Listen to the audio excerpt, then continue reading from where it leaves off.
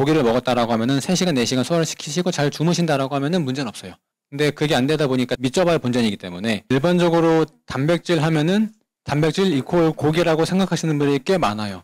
거의 다 그러실 건데 고기를 드실 바에는 차라리 아까 말씀하신 뭐 잡곡밥이랑 타입에 따라서 버섯, 해산물 그리고 또 콩 종류 이런 것들로만 챙겨 드셔도 단백질량은 부족할 리가 없기는 해요. 단 것을 먹었을 때 처음엔 달게 느껴졌다가 계속 먹다 보니까 단맛에 무뎌지는 거 비슷한 개념으로 인슐린 저항성이라는 거는 인슐린 예를 들어 10이 있을 때 100이 효율을 냈다라고 하면은 인슐린 저항성이 높아지게 되면은 이제 10이 아니라 20, 30이 있어야지 그 효능을 내게 되는 거예요. 그렇기 때문에 저항성이 높다라는 거는 인슐린의 그 기능, 효율성 자체가 떨어지는 거죠. 인슐린 저항성은 낮을수록 좋고 인슐린 민감도 높을수록 좋아요.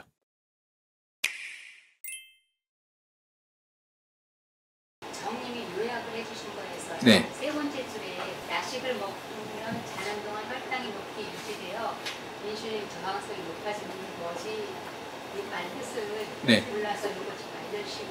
처음에 예시를 들었던 것 중에 하나가 시끄러운 곳에 갔을 때 처음에 시끄럽지만 무뎌지는 거, 그리고 어떤 방에 들어갔을 때 냄새가 처음에 심하게 느껴졌다가 냄새가 무뎌지는 거. 예를 들어 뭐 단 것을 먹었을 때 처음엔 달게 느껴졌다가 계속 먹다 보니까 단맛에 무뎌지는 거. 그러니까 비슷한 개념으로 인슐린 저항성이라는 거는 인슐린 예를 들어 10이 있을 때 100이 효율을 냈다라고 하면은 인슐린 저항성이 높아지게 되면은 이제 10이 아니라 20, 30이 있어야지 그 효능을 내게 되는 거예요. 그렇기 때문에 저항성이 높다라는 거는 인슐린의 그 기능, 효율성 자체가 떨어지는 거죠. 그리고 야식을 먹으면 혈당이 높게 유지가 되기 때문에 혈당이 높게 유지되면은 계속 우리 몸에서 혈당이 높기 때문에 인슐린이 계속 분비가 될 수밖에 없어요. 원래 밤에는 잠을 자고 혈당이 아까 80, 90 이렇게 유지가 돼야지 안정한 상태로 인슐린이 적정량 이제 분비가 되면서 유지가 되는 건데 야식을 먹으면은 이렇게 혈당이 계속 높게 유지가 되다 보니까 인슐린이 높아질 수밖에 없거든요. 그리고 높아지니까 인슐린의 그 기능이 효율성이 떨어질 수밖에 없는 거고요. 그래서 인슐린 저항성, 인슐린 민감도라고 말씀을 드리는데 인슐린 저항성은 낮을수록 좋고 인슐린 민감도는 높을수록 좋아요. 참 야식이라는 게 저도 참 테스트를 해보면서 쉽지가 않은데 또 야식을 또 드시면니까 어떤 분들은 그러면은 내가 야식을 너무 먹고 싶은데 야식을 뭘 먹으면 좋냐라고 여쭤보시는 분들도 간혹 계시긴 하거든요. 기본 대답은 드시지 말라. 가능하면 드시지 말라고 말씀을 드리고 혈당 관점에서 본다라고 하면은 보통 단백질이 혈당을 덜 올리니까 단백질이 좋다라고 말씀을 하시지만 제 개인적인 생각으로는 차라리 탄수화물을 조금 드시는 게 포만감도 있고 그리고 혈당이 좀 올라가긴 하겠지만 바로 떨어지기 때문에 오히려 낫지 않을까. 물론 그것도 나한테 맞는 식품으로 드셨을 때 전제 조건이 되겠죠. 처음에 제일 높았을 때가 302가 나올 때가 있었어요. 제가 인슐린이 부족하다고 나왔거든요. 인슐린이 부족하다고 하는데 결국 인슐린이 부족하다라는 거는 췌장의 베타세포에서 인슐린이 잘 분배가 안 되는 거고요. 그만큼 췌장의 기능에 좀 문제가 있는 거는 맞을 거예요. 일단 췌장은 아직 내 몸에 붙어 있는 거기 때문에 아까 말씀드렸던 녹즙 같은 거 잘 드시면서 일단 그 기능들을 회복을 시키면은 인슐린 양은 늘어나게끔 되어 있고요. 그 외로 다른 거 검사 혹시 해보셔가지고 1형인지 2형인지 1.5형인지 또 좀 검사를 해보셨을까요? 2형이죠. 근데 그러면은 전혀 문제가 없어요. 물론 문제가 없다기보다는 하시면은 개선이 되게끔 되어 있어요. 아마 항암을 하시는 순간 우리 몸의 전반적인 기능이 다 떨어질 수밖에 없고요. 그러다 보니까 떨어진 상태에서 실천 나름 하시면서 회복을 하셨고 거기서 조금 더 나아가려면 이제 처방전을 받아보시면서 뭐 달인물이든 녹즙이든 조금 더 개인화된 맞춤 처방을 해드리면서 실천을 하시면은 좋아질 것 같기는 해요. 네. S타입 환자가 현미 대신 백미를 1.5배로 늘려서를 권장해 주셨잖아요. 그런데 S타입이면 보통 보리밥하고 콩하고 위주를 많이 해서 식사를 하라고 하시는데 왜 백미를 더 늘렸는지. 그분이 그 식사를 하시는 게 구내식당이었어요.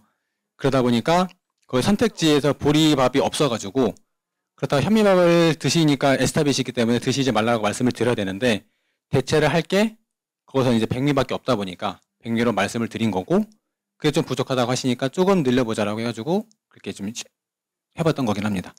당연히 말씀하신 것처럼 보리나 콩으로 대체하면 가장 좋은데 그 여건상 밖에서 외식을 하시고 구내식당 회사에 있는 식당이다 보니까 백미로 대체해가지고 말씀을 드렸어요.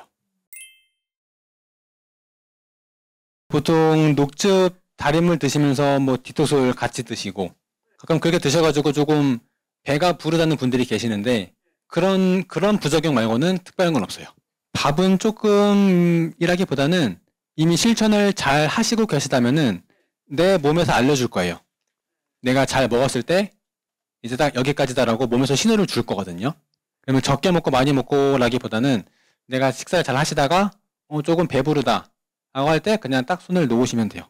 그때 한 숟가락 더 먹어야지라고 하실 게 아니라 그때 딱 내려놓으면은 그게 내가 가장 필요한 양인 거죠. 아까 말씀드렸던 것 중에 그러니까 뭐 돼지, 감자, 여주 다 그 흑염소가 안 좋은 게 아니에요. 근데 흑염소를 내가 먹었을 때 도움이 되면 드시면 되고요. 먹어서 문제가 된다라고 하면 안 드시면 되는 거고요. M타입이시면 뭐 가능할 수 있겠지만 S타입이시면 흑염소는 안 드시는 게 좋아요.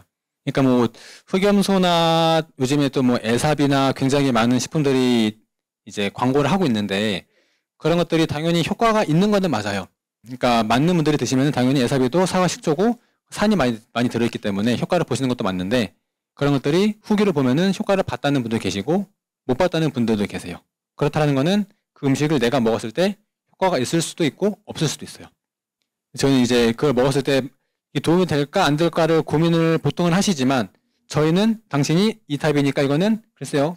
이거 드실 바에는 차라리 다른 거 드세요. 라고 저희는 더 자신 있게 말씀을 드릴 수가 있는 거죠.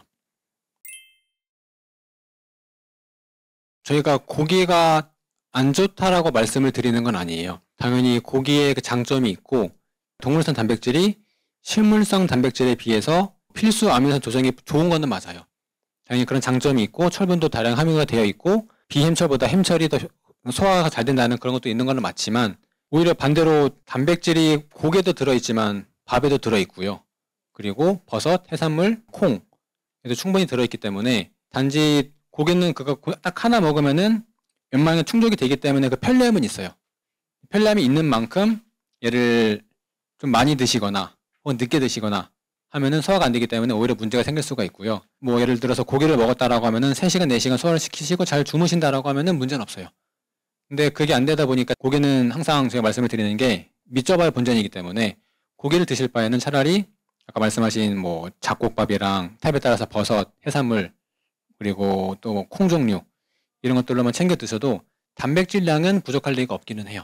일반적으로 단백질 하면은 단백질 이퀄 고기라고 생각하시는 분들이 꽤 많아요. 거의 다 그러실 건데 저도 운동을 좋아하다 보니까 단백질을 좀 챙겨 먹으려고 하고 있는데 근데도 고기를 쉽게 먹을 수가 없다 보니까 물 먹은 먹겠지만 집에서 주로 뭐 우유나 혹은 예전에 저희 뭐 단백질 파우더라던가 그런 것들을 활용해가지고 섭취를 하고 있는 편이기는 해요.